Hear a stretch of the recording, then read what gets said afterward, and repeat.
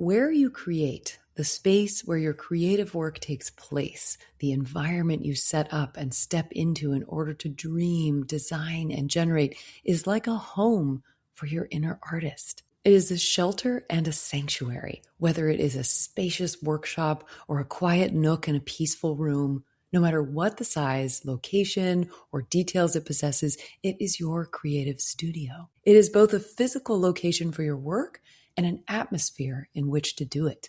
It houses the materials and methods that you use in a way that tells the evolving story of your creative journey.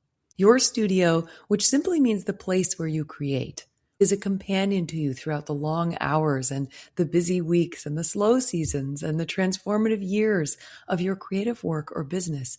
And it is a key element of what you do that impacts you subtly, constantly, and profoundly.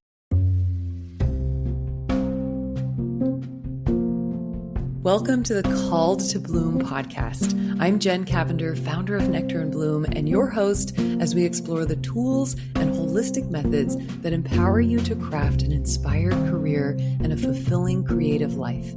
I am a floral artist and educator who left an academic career to build my dream floral design studio. Now, I empower flower lovers, florists, and creative entrepreneurs like you to find your aligned path and to build your dream. Together, we go deep into topics covering creative entrepreneurship, health and well-being, sustainability, personal transformation, the art and business of working with flowers, and practices for manifesting a life you love. If you are ready to feel inspired and empowered as you build your next aligned creative chapter, you are in the right place.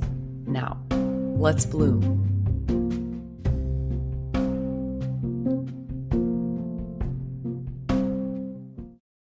A studio evolves along your creative journey, just as you do. The space you start out with may not be the space you stay with, and it likely will not be the dream studio you have envisioned for yourself one day.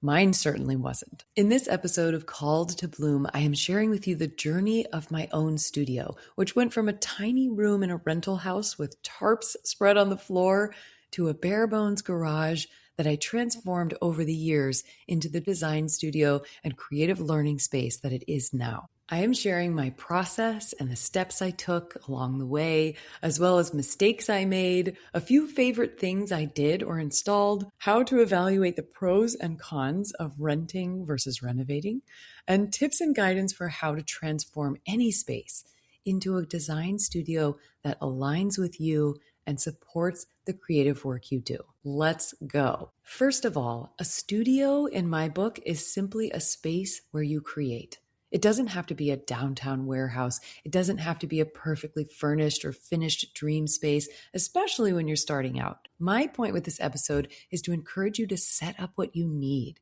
to know how to use what you have to your advantage, and to let it evolve over time into a creative studio space that you've dreamed about. Don't let the need for a studio to be perfect stop you from creating your art.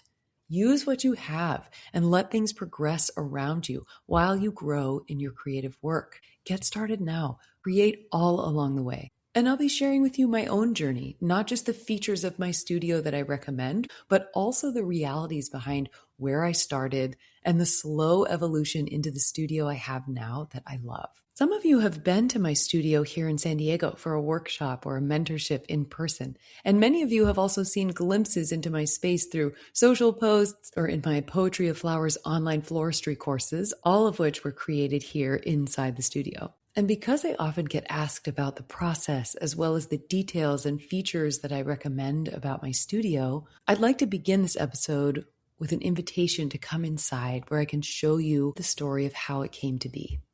When I decided to pivot out of my academic career and into creative entrepreneurship by opening a floral design studio, I feel like I finally had a really aligned dream. Plus, I had that wonderful nonchalance, or sometimes defiance, I think, of a total beginner. It didn't matter how I got started, I just knew I had to get started. And in all honesty, I was also completely riddled with doubts and fears, feeling like I was a total newbie, because I was. What was I doing? So the first step I needed to take was to get over the hump of imposter syndrome and figure out a location or a simple home base for my new craft, where I could start to practice the skills for the new business I had in mind.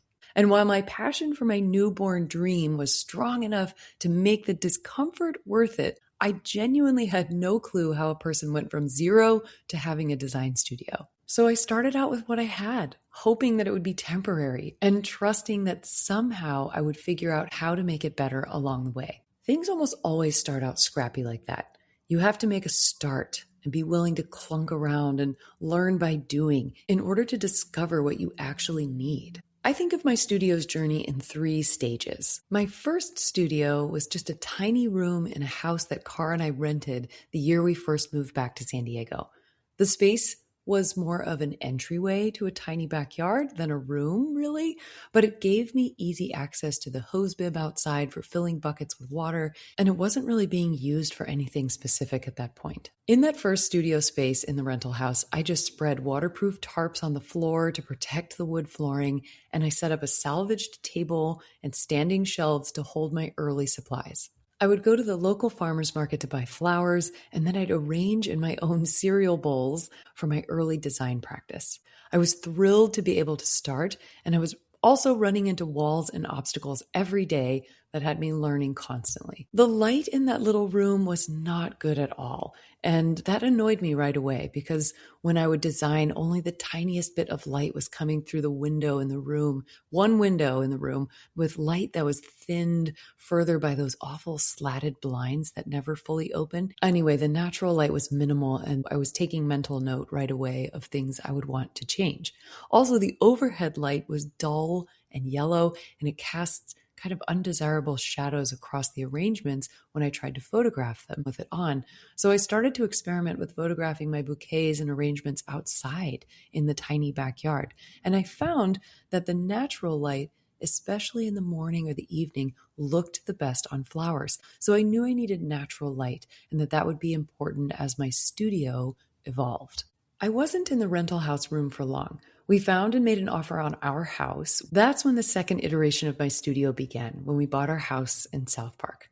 At first, the next big hurdle was deciding which space could be my temporary studio while I continued to build the business. I was convinced at the time that renting a studio space was the only way to be legitimate.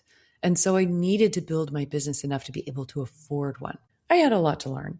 And that's okay. The journey is the learning process. At first, Cara and I thought the room that is now our bedroom, which has doors that open out onto the deck, would be a good choice for my studio because it would make filling empty buckets easy, again, with access to the water spigot outside.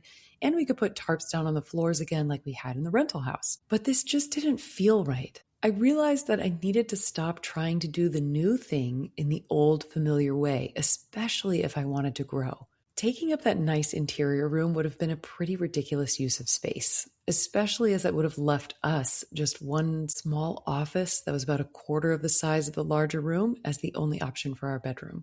Besides, now we had a garage, and while I thought that would for sure be temporary, we decided it would be much better to set up shop there. This was the chapter of the very makeshift but essentially functional floral design studio inside the garage, with a kind of pop-up style overflow in the kitchen as needed. That way I could use the sink, the water, and the counters in the kitchen whenever I had events, but I would house my tools and supplies and do some of the messier stem processing and designing in the garage. Now, to make this part of the studio's evolution more real for you here, let me describe this garage as it was when we moved in. The best thing it had going for it was its size. It's just barely, but technically a 2-car garage, which made it spacious in a way that many garages, especially here in Southern California, might not be. Otherwise, it had a heavy scroll-down door with only a thin slat of murky glass to let in light.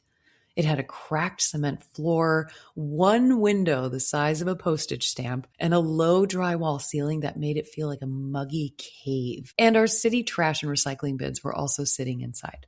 Really nice. It was dusty, it was a utility space, it had a lot of weird defunct electrical work and washer-dryer hookups that went nowhere. At any rate, while the ambiance and amenities were admittedly a bit basic and honestly pretty much dismal, the space on the whole was a major gift. and I was able to start my business in there with just a few essential updates. So here's what I built and invested in to make a bare bones but functional garage studio when I started to book my first elopements and small weddings. First, right off the bat, I bought 2 sets of simple, affordable track lights from the hardware store, and I had an electrician help install them in the ceiling so that I had light inside my hot little cave. Second, when my dad came out to visit us, I had him help me build a giant wooden work table with a lower level under it for storage. It looked a bit like a wide wooden bunk bed, but it was brilliant for floral work and for stashing buckets and supplies in crates underneath. Third, I brought in a 5-tier standing shelf that I got on sale at a home goods store where I could organize my vessels and vases. I needed somewhere where I could set things up and get organized. This worked fine until I got crafty and installed 3 levels of wall-length floating shelves using simple wood boards and brackets that I could screw into the walls. Fourth, the biggest investment that I made early on was the mini split air conditioning unit that I had installed. I knew that one of the most important things I would need in the space would be to be able to cool it down enough to keep flowers fresh, especially during hot days of summer. So while it was an investment, it was the best investment I made early on to have that AC unit so that we could keep it cool in the studio space. And lastly, the second biggest investment I made was installing simple but functional plumbing in the studio so that I could fill in empty buckets and fill vessels with water as I needed. I actually bought an ancient claw-footed tub from the architectural salvage downtown because I wanted something with some character. You can totally just get a utility sink from the hardware store and it will work just fine. And it might even be a lot easier to install. But I wanted something vintage and interesting at the time. So we put the tub in the studio up on cinder blocks, left the copper piping exposed. It was all very functional and makeshift, but it worked. And it felt really fun to have something that started to have a little bit of character or vibe in my studio. From there, the studio began to take its current shape, its third phase, as I remodeled and refined the space over the years to become what it is today. When I first started, I needed a functional space to begin creating floral designs for weddings and events. As time went on, I needed to develop it into a design studio, also a production space, and an inspiring home base for learning experiences and creative retreats that I host here. Essentially, as I grew and expanded my business, I needed the studio to become a multi-purpose space so that it could house the design work, photo and video shoots, workshops and mentorships, retreats and well-being circles, and also my writing and podcasting. And I wanted my studio to feel elevated. Like when you arrive to the studio, you're inside a little design house that is full of light and feels warm and calming and encouraging for creativity and transformative experiences. So to illustrate this, I'll share with you a few structural changes that I made and also some of my favorite additions and refinements that I added to the studio to bring it to where it is now so that you can pull from those ideas for your own studio evolution and designing. I'll also share with you a few mistakes I made as well so that you can benefit from knowing those, maybe have a laugh with me, steer clear of them yourself. And after sharing these examples and ideas from my own studio, I'll also share with you my pared down basic recommendations list for where to start in a practical way in case you are just getting set up, before you get into all the dreamy possibilities that you can also build in and do down the road. First, here are the structural improvements and my favorite additions to this third version and current version of my studio. One of the first big improvements at this point was replacing the garage door with large glass French doors that swing open instead of scroll up. They feel grand, and they also let in so much light. We needed them to be wide enough for a car to fit through still to maintain the off-street parking space if needed. So they're big, as in each side of the door's opening is 4 feet wide, making the doorway 8 feet wide when both doors are open. Just make sure if you convert your garage that you're adhering to, or you're at least aware of, your city's potential rules about maintaining off-street parking. That's what I had to do. And then if you go for it, enjoy the giant doors. They're beautiful. Around this time, we also took out the low drywall ceiling, which really opened up the space. If you're able to take out a low drywall ceiling, you'll be amazed at the lift and the expansiveness it gives the space. This studio actually has beautiful A-frame rafters that were hidden behind that drywall ceiling. So once it was out, there was this lovely vaulted roof. So I had a painter come spray the exposed ceiling rafters the same color as the walls, which also changed the whole feel of the space, making it feel a lot more open and bright and less cave-like. I also ordered beautiful pendant lights to suspend from the newly visible A-frame ceiling between rafter beams, which also added a nice element to elevate the space from garage into design studio and creative learning space. Next, I installed a wood composite flooring over the cement floor. The effect is a nice grayed wood grain that feels warmer and grounding, while the material is extremely durable. It's also scratch-proof and able to get wet and is easy to be wiped dry. It gives me the aesthetic I wanted with the utility I needed for a floral studio.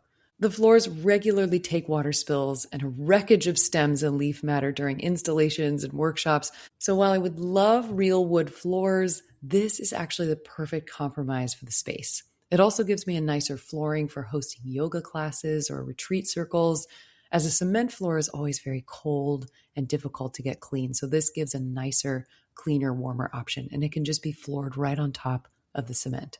Then I decided that my cool salvage claw-footed tub that I use as a floral sink was actually taking up too much interior space. So why not situate it and plumb it just outside the studio? We were already redoing the deck, so we added a lower triangular kind of deck platform just outside the studio on the north side, and we reconnected the tub there. So it gave me more interior space for the multi-purposes that I need in my studio. And outside, the tub doubles as an outdoor bathtub for full moon soaks, and also a utility sink for filling and emptying flower buckets and vessels. And you're probably picking up on a theme here. I love that kind of multi-purpose utility. So as you're imagining different changes you can make in your space, think of how can this serve me in multiple ways in the creative work that I do. I also knew that I couldn't really have too much light in my studio.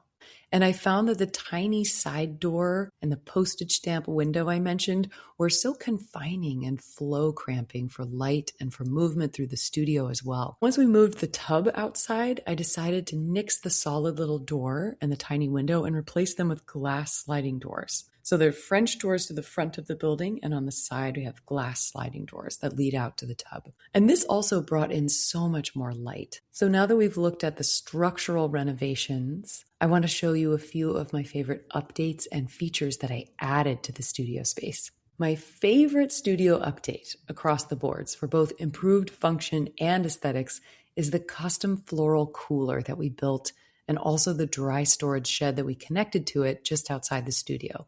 And we made it as part of the property line fence. These two structures do so much for the studio. First, they make the outdoor space in front of my studio into a lovely little courtyard by framing the area on the east side with a kind of aesthetically pleasing storage shed wall. Secondly, a floral cooler is just a floral artist's best friend. Having a floral cooler brings so much peace of mind for keeping flowers and designs fresh and extending the life of your flowers.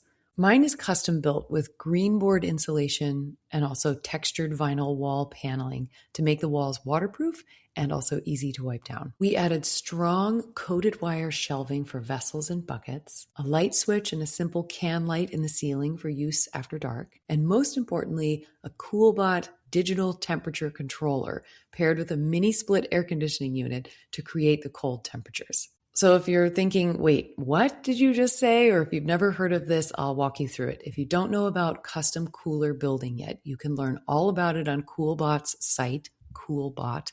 This is not an ad for CoolBot, but maybe they'll sponsor my podcast in the future. But CoolBot helps brewers, hunters, florists, and anyone needing auxiliary walk-in refrigeration. They help you build these cooler spaces that you need. They have kind of prefabricated kits, and they also have guidance for how to build your own. And the CoolBot is what you connect to your AC unit to basically override the maximum low temperature so that you can make an air conditioning unit create refrigeration temperatures. My air conditioning mini split can go down to 66 degrees Fahrenheit. That's the lowest it can go. But with the CoolBot attached to it, it can go down to 43 degrees Fahrenheit, which is perfect for flowers. So that's the cooler. Then the dry storage. I knew as a floral designer and a workshop host that I would need dry storage for a lot of my supplies too. Some of my tools and supplies are organized in the studio, but there are also a lot of other types of materials and supplies like candles and candle holders, some of the vases and vessels and toolkits and styling materials. All of that is needed to be close by, but isn't as necessary in every single day. So having that just outside in the dry storage was really helpful. It's in the same area, connected to the same structure that houses the floral cooler, but it gives me a place to organize and store those materials. And especially since I have a limited interior space that I wanted to maximize. If you have a smaller space and the option to create a storage shed outside, it's helpful to give you more interior space to work with rather than annexing some of your work area inside for a closet. My second favorite feature that I added to my studio are the rolling carts. So simple. I have two, and each one is a little taller than a table or a desk, which is really nice for us tall folks. And each can be rolled around anywhere in the studio or outside without a lot of fuss. I can also push the two carts together to create a larger workspace, or I can roll them against the wall to create a long countertop. And since I use my studio for multiple uses, as you know, it's so helpful to have this flexibility. The giant wooden table that I had my dad help me make served me well for years. But eventually it just became too big of a block in the space. It couldn't be moved. It was very heavy. It took up so much room. So I disassembled it and actually built my own raised planter beds with it during the pandemic, where I grew a little garden of hope and sanity flowers. So the wooden table got a second life and I got more movable space in the studio. At any rate, a cart or a table up on casters, so it can be wheeled around, is a game changer for a small and multi-use studio space. I got the carts from CB2, although I don't think that they make the tall version anymore. You have to check. But I'm sure you can find something comparable at other office and home furnishing stores. My next favorite feature I added to my studio is the shelf wall. This feature allowed me to create a nice little nook for an office in an otherwise open box space without creating a solid barrier or a normal wall. Essentially, the shelf wall is a backless bookcase made from what I'm pretty sure my contractor called 2x. Lumber measurements are so weird, but essentially the boards are about 1.5 inches thick and about 10.5 inches wide and about 8 feet tall. So they're long enough to fit into the exposed ceiling rafters where they kind of anchor, and they anchor into the wall they come out of. So to describe this a little more, the shelf wall sticks out perpendicularly from the wall, with the horizontal shelves themselves disappearing into the wall. And because the square spaces formed by the shelves are open front and back, it lets light flow through while it gives the semblance of a delineated space where on the other side I can have my office, which is where I'm recording right now. If you have an open box space like I do, a garage or a large square or rectangular shed, and you want to make it feel more spacious, consider how you can create gentle partitions or semi-separate nooks to actually make the space feel larger and more diverse. The shelf wall does wonders. Plus, I store some of my beautiful inspiration books, and I have plants and crystals, so it kind of becomes a decorative artwork as well as a functional structure. My fourth favorite feature is the rolling chopper. What's that, you say? I never quite know what to call it, but it's basically a large brute bin for stems and green waste that's up on a little wheeled cart with a stem chopper blade attached at the top. Whenever I've shared about this little contraption on my Instagram, or when I've shared a video about something else, but the chopper is just in view, I get so much engagement and so many questions about this delightful device. And I'm so happy to share. The first time I saw this kind of florist contraption was at the flower market. And then I saw one again when I was helping out my friend Natalie of Native Poppy one day in her warehouse. And I thought, this is brilliant. You can bulk chop stems right into a bin that can be rolled around and repositioned anywhere you need as you process stems and work in the studio. And I think it was Nat who told me that she had had someone at the flower market make hers. So I found this welding wizard at the flower market and I ordered one too. If you know someone who welds, or if you can weld yourself, you could make this cart. I'll describe it. I had my own brute bin. It's a standard size, which you can get from somewhere like Uline.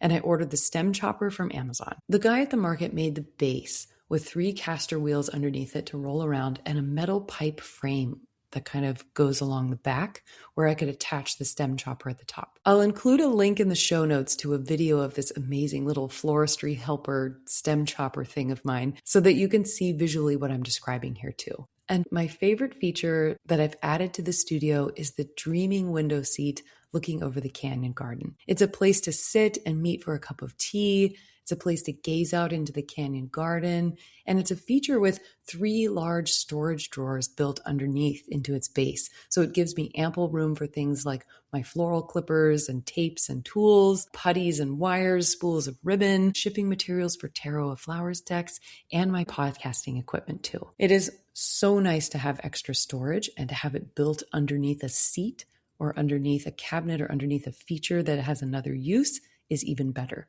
So now that we've looked at the structural changes as well as my favorite additions to give you ideas and inspiration, now I want to share for fun a few learning moments. So here are 3 mistakes that I made and learned from that you can benefit from too. Number 1, doors and windows take forever to order. Most people who have remodeled know this already, but if you're remodeling a studio and it's your first time ordering windows or doors, as it was for me, make sure that you order them as early as possible. The delay they can cause can really set you back. I don't know why, it just takes a very, very long time for them to manufacture and ship. One time I had to host a group workshop in my studio without a window, just a big ugly rectangle cut out of the drywall because the window delivery was so far delayed. And I never would have imagined the project wouldn't be finished by then because I had intentionally scheduled the workshop so far in advance. But there we were. Of course, nobody cared, and I softened the issue as much as I could by draping the window with fabric and making the big table of flowers situated in front of it. But if I could tell myself in the past one thing in this situation that I want to recommend to you that would have been helpful, it would be to order the windows and doors first thing. So just give yourself lots of time for those to come through. Mistake number 2, when we built my custom floral cooler, my contractor asked me how far apart I wanted the coated wire shelving that I chose for inside. So I took a big flower bucket into the cooler and I marked the distance based on the size of the bucket. So the shelves are stacked with the bucket size in mind. But I forgot that when flowers are inside a bucket, it gets quite a bit taller. So in short, the shelves are fine for finished floral arrangements in vessels or vases, and even for shorter buckets of flowers. But tall buckets with tall stems will not fit. So silly. There is always a workaround in floral design, as many of you know. So I just make it work by placing 2 wooden boards across one of the middle level shelves from left to right. And that temporarily connects across the middle to make a kind of center shelf with nothing above it. And I can put tall buckets there. But my note to you is that if you build your own cooler, measure your shelves by how tall buckets are with flowers in them. And number 3, the third mistake and learning experience I want to share with you has to do with that dreaming window we put in the back studio wall. So the back of the studio faces the canyon garden below. And when it was just a garage, this was just a solid drywall wall. And I knew that putting a window into that back wall would bring in so much light and also that verdant magic of the canyon trees. So we ordered a largish, I thought it was pretty big, awning window. But the funny thing was that as soon as we put the window in, it immediately felt too small. Somehow, what had seemed like a large window, when placed into a larger blank wall, now felt cramped. And I remember standing back once it was installed with my husband Carr, standing there cocking our heads to the side and tapping our chins and eventually both saying, "It's too small, isn't it?"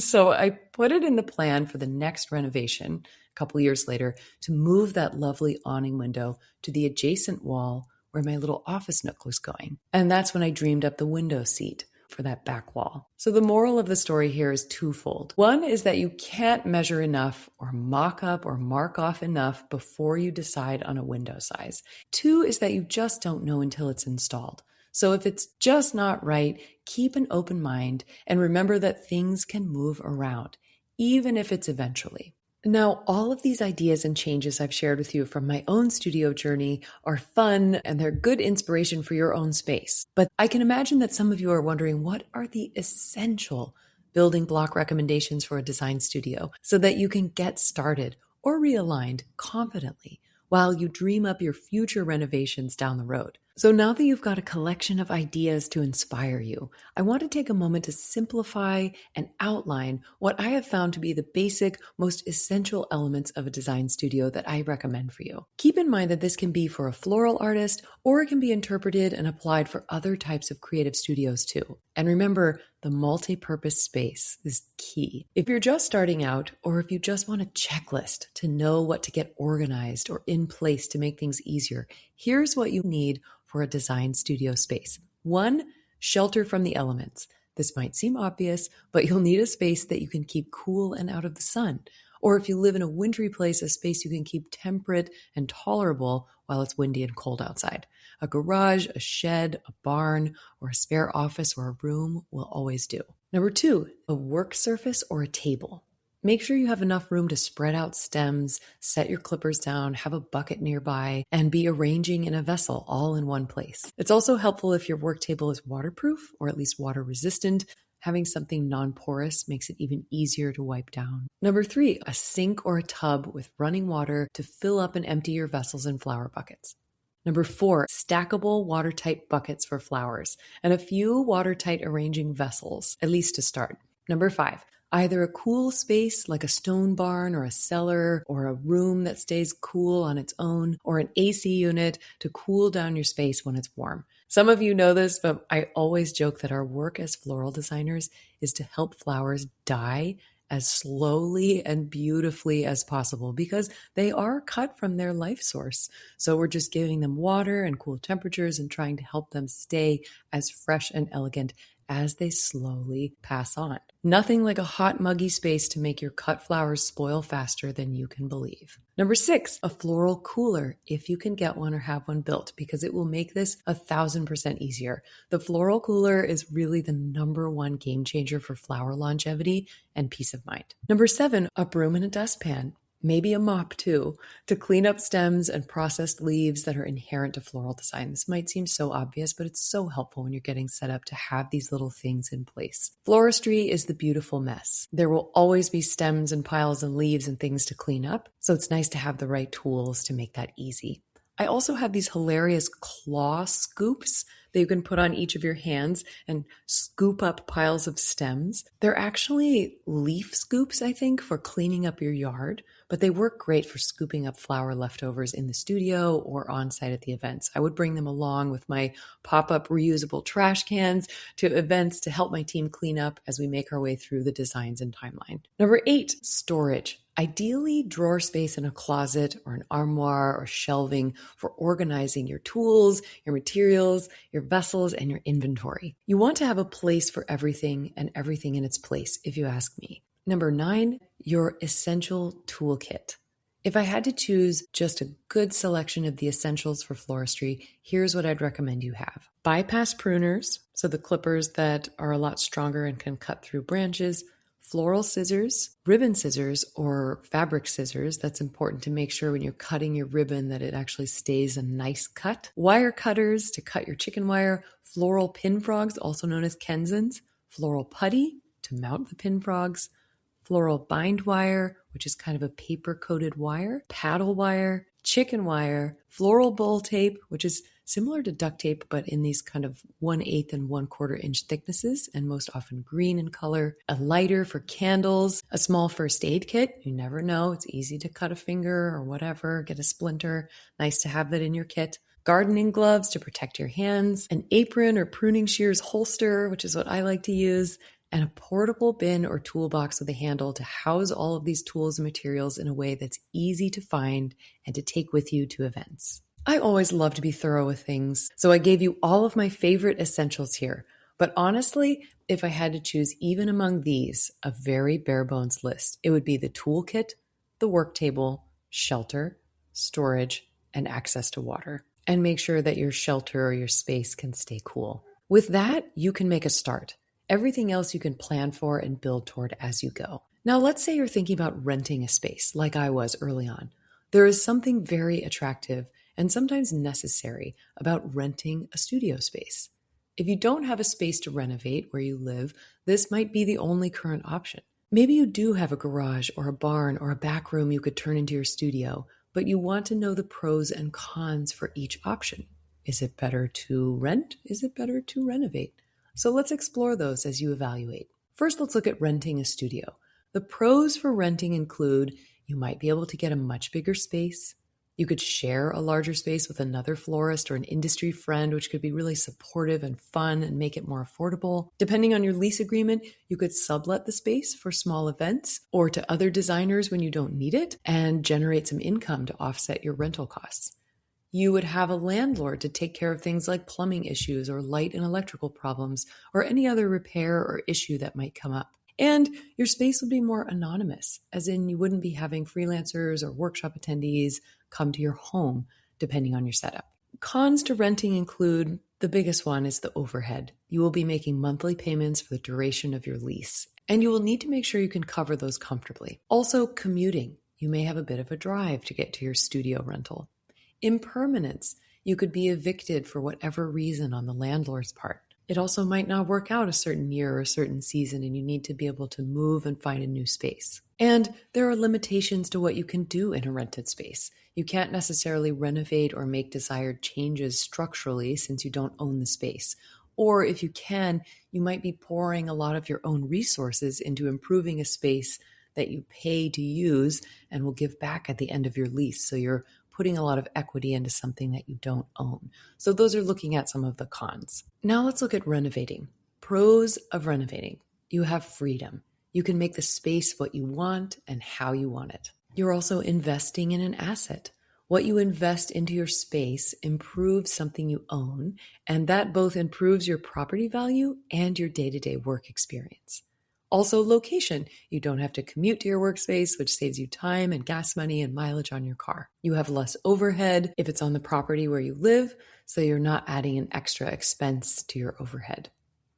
And accessibility. You don't have to wait to find a space to get set up and begin. You can just start working from where you are and improve the space as you go along. Now, cons to renovating. It's an investment. You will need to make a few investments to make your space the way you want it to be over time.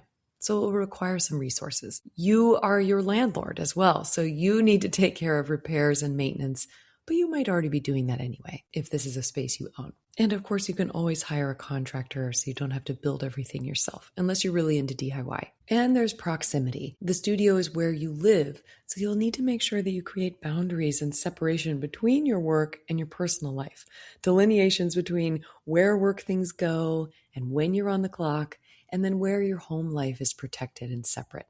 This list is not exhaustive, and there is no single conclusion to be drawn here as though there's one right answer, because it's going to come down to your circumstances and your values. So tune into what matters most to you and trust your gut. In my opinion, if you have a space, a room, a part of a room, a shed, a garage, somewhere where you could set up and start where you already live, that's always going to be advantageous in a way because there isn't any overhead to begin with and there isn't any barrier to access. You already have that space. But again, most importantly, tune into what you have, what you need, how you'll use it, where you could get started, and don't let anything stop you. It's so important that you get to pursue the art and the work that you're here to create and to bring that into the world. So let this pros and cons list just be a helpful exploration to open things up as you develop or refine your creative studio, your situation, and where you can go from here.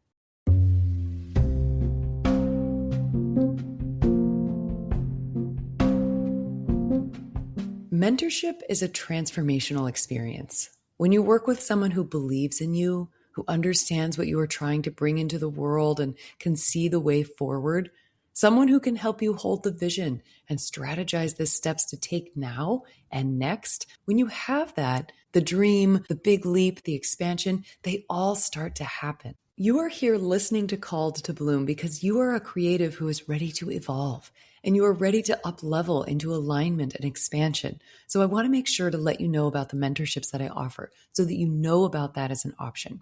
They come in two containers. The first is a studio mentorship and the second is remote coaching. The The Studio Mentorship is a multi-day in-person private workshop here in my studio in San Diego that is tailored to your goals and interests across an array of floristry topics, from floral design techniques to hands-on experience, business and branding strategy, holistic well-being guidance, and how to build an authentic and successful pivot or expansion or path forward.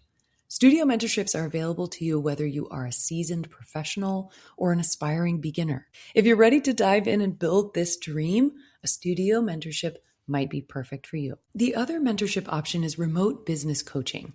This I offer in 1-hour single sessions or 1-hour multi-session containers to meet you online in a video call to provide focused coaching on business, building your next level, clarifying your goals, strategizing steps forward, or strategizing through a project that you have coming up, sharing resources to support you, and guidance for your expansion. This is a really accessible option, allowing you to receive mentorship and coaching from anywhere you are in the world. I also offer a 30-minute discovery call so that we can meet and discuss options and chat over details and answer your questions so that you can find your best fit. If you are ready for mentorship or you want to look into it a little deeper, visit my website at nectarandbloomfloral.com and head to the mentorships page. I look forward to connecting with you.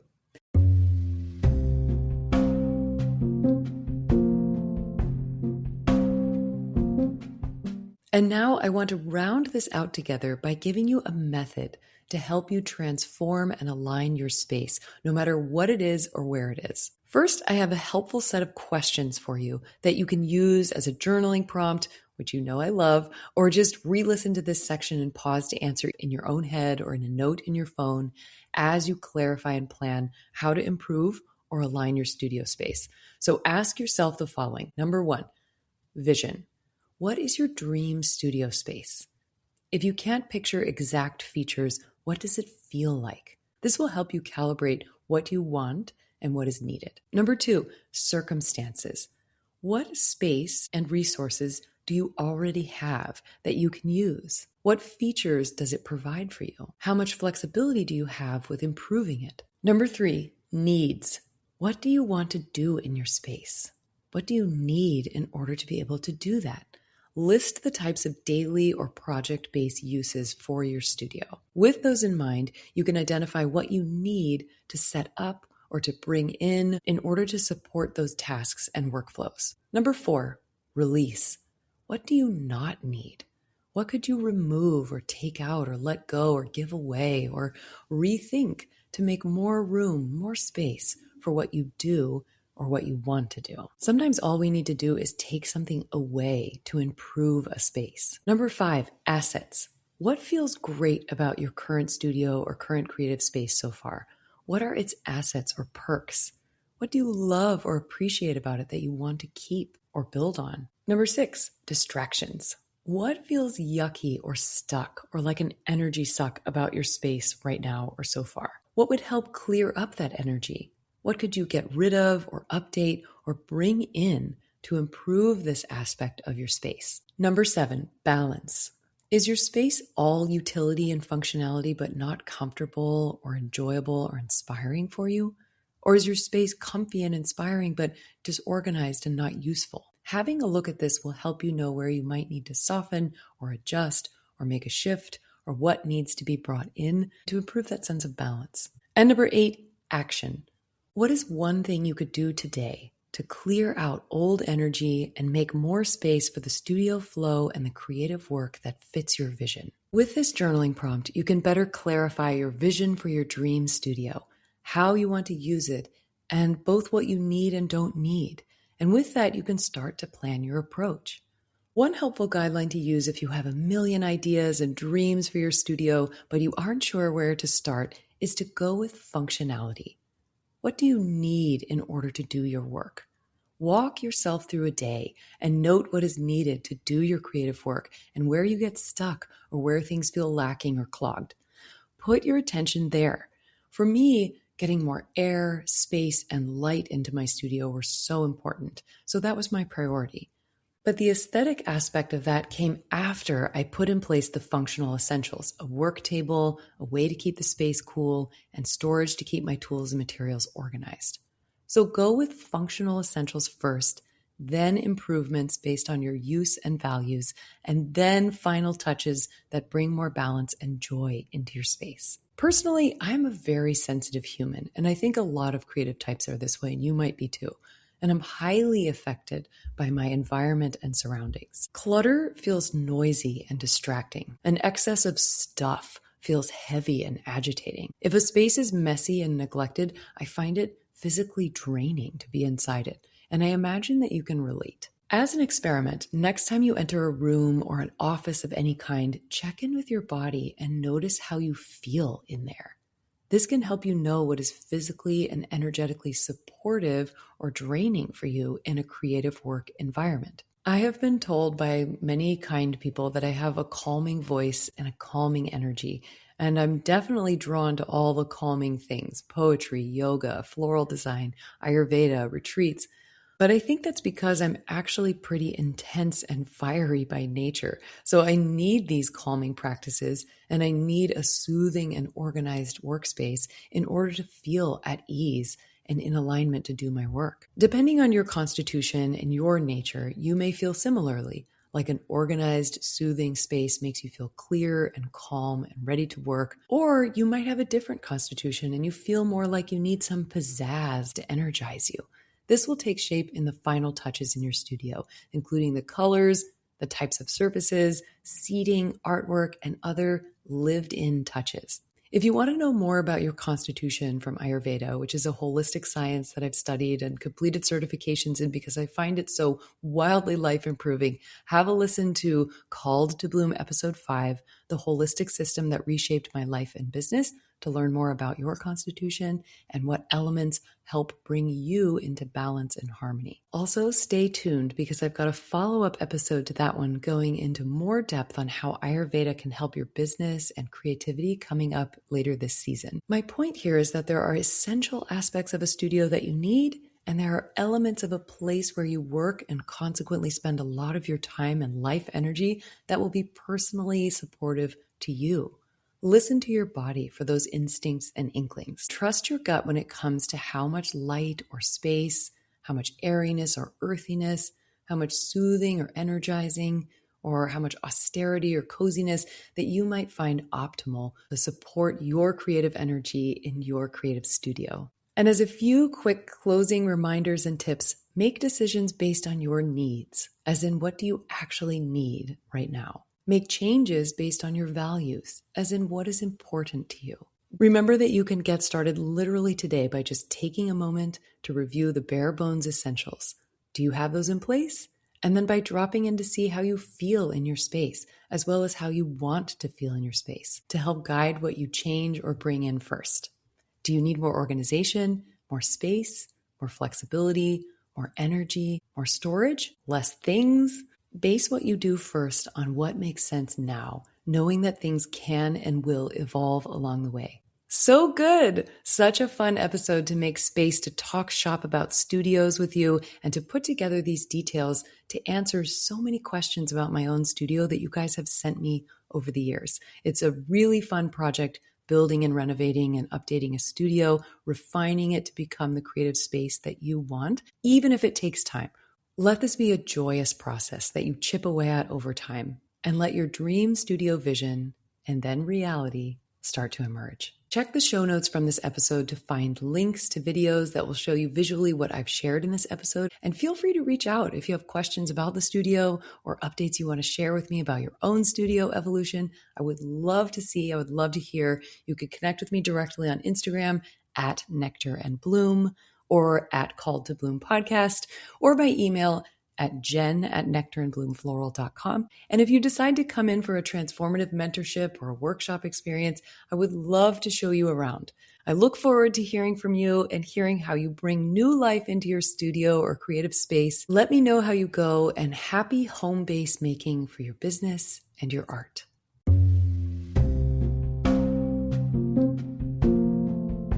Beautifully done. You just completed another episode of Called to Bloom, another step forward on your creative journey. Finishing any resource that nourishes your growth is one of the most empowering things you can do for your business and your creative calling. Now, to expand your experience, hit follow so you never miss an episode. And also, please leave a quick review. Your words are so powerful in helping other creatives like you to discover the podcast. Plus, they just mean the world to me. Then head over to calledtobloom.podcast.com to find show notes, resources, discount codes, and details from our sponsors. If you're ready to deepen your practice with classes and immersive experiences in flowers and well-being, head over to nectarandbloomfloral.com and explore my workshops, one-on-one mentorships, poetry of flowers, holistic online courses, well-being experiences, and my original Tarot of Flowers deck. You can also find me on Instagram at nectarandbloom for more inspiration, tools, creativity, and like-minded community. For now, keep blooming. The world needs what you are here to create.